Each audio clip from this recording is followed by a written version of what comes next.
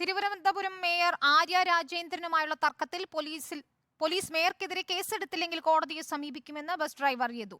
അഭിഭാഷകനോട് ആലോചിച്ചാണ് തീരുമാനമെടുത്തത്. ഗതാഗത മന്ത്രിയെ നേരിൽ കണ്ട കാര്യങ്ങൾ ബോധ്യപ്പെടുത്തുമെന്നും യദു റിപ്പോർട്ടറിനോട് പറഞ്ഞു. വക്കീലിനെ കണ്ട് കേസ് ഫയൽ ചെയ്യുക തന്നെ ചെയ്യും. മേഡത്തിന്റെ പേരിൽ കേസ് കൊടുക്കും. മന്ത്രിയുടെയൊക്കെ ശ്രദ്ധയിൽപ്പെടുത്താനുള്ള ഒരു നീക്കമുണ്ടോ? ഉണ്ട്. സാറിനെ കണ്ട് നാളെ പരാതി കൊടുക്കും. തിരുവനന്തപുരം മേയർ ആര്യ രാജേന്ദ്രനും KSRTC ഡ്രൈവർ LH യദുവും തമ്മിലുള്ള തർക്കത്തിൽ നീതി കിട്ടും വരെ മുന്നോട്ട് തന്നെ എന്ന തീരുമാനത്തിൽ ഉറച്ചു നിൽക്കുകയാണ് യദു. കോടതിയിൽ കേസ് കൊടുക്കുന്ന കാര്യം അഭിഭാഷകനുമായി ആലോചിച്ച് ചെയ്യും. താൻ മദ്യപിക്കാത്ത ആളാണ്, എന്റെ ഭാഗത്ത് നീതിയുണ്ടെന്നും പേടിച്ച് പിന്മാറാൻ താൻ തയ്യാറല്ലെന്നും യദു പറയുന്നു. മേയർക്കെതിരെ യദുവിന്റെ അമ്മയും രംഗത്ത് വന്നു.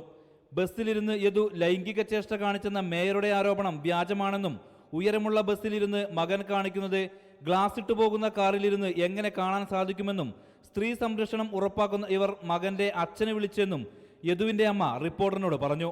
ബസ് ഓട്ടിച്ച് അവൻ എങ്ങനെയാണ് കൈയും കാലും ഇവരെ കാണിച്ചു ഓരോ അശ്ലീലങ്ങൾ കാണിച്ചെന്ന് ഇവർ പറയുന്നു. അപ്പോൾ ഈ കാറിനകത്ത് ക്ലാസ് വിട്ടിരിക്കണവർ ഇവൻ കൈ കാണിക്കണയൊക്കെ എങ്ങനെയുണ്ട്, അതാണ് എനിക്ക് മനസ്സിലാവാത്തത്. MLA സച്ചിൻ ദേവ് ഉൾപ്പെട്ട വിഷയമായതിനാൽ രാഷ്ട്രീയ സമ്മർദ്ദവും ചെറുതല്ല. പ്രതിപക്ഷം മേയർ ഡ്രൈവർ വിഷയം ഏറ്റെടുത്തു കഴിഞ്ഞു. മുന്നോട്ടല്ലാതെ പിന്നോട്ടില്ലെന്ന നിലപാടിൽ ഉറച്ചു നിൽക്കുകയാണ് യദുവും കുടുംബവും. റിപ്പോർട്ടർ, തിരുവനന്തപുരം.